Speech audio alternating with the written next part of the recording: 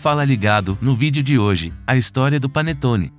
O panetone é uma iguaria tipicamente natalina, um pão doce com aroma de baunilha, recheado de frutas secas. Entretanto, a origem é um tanto quanto misteriosa, existindo uma diversidade de lendas por aí.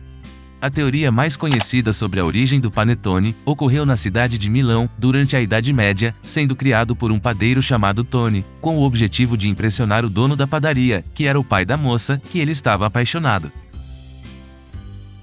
A outra lenda é de que Tony estava trabalhando até tarde da noite, e acabou se confundindo, e adicionou uva passas, que era para uma torta no pão doce.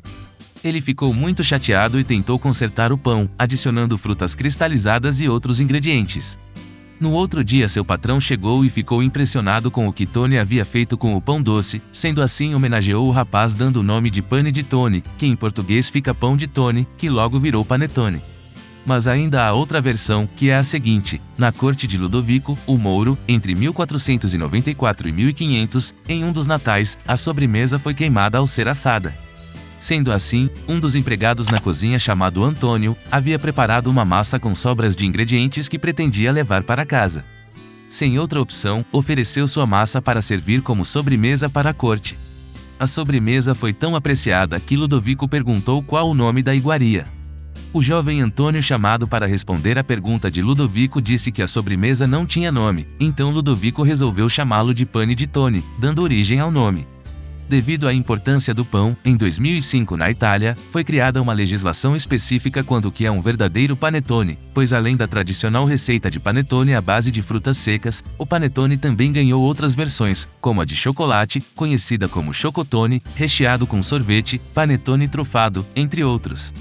Os ingredientes do tradicional são farinha, sal, açúcar, ovos, nata, frutas cristalizadas com no mínimo 20% da massa total, aromas naturais e fermentação natural.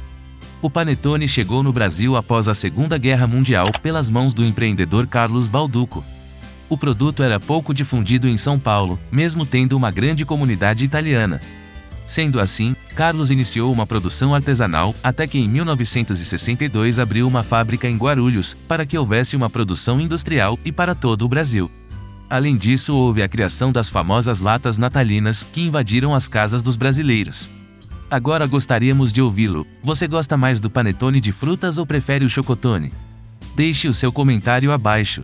Se você gostou deste conteúdo, inscreva-se no canal, deixe o seu like, ative o sininho de notificações, e se possível contribua através do nosso Pix ou link de doações na descrição.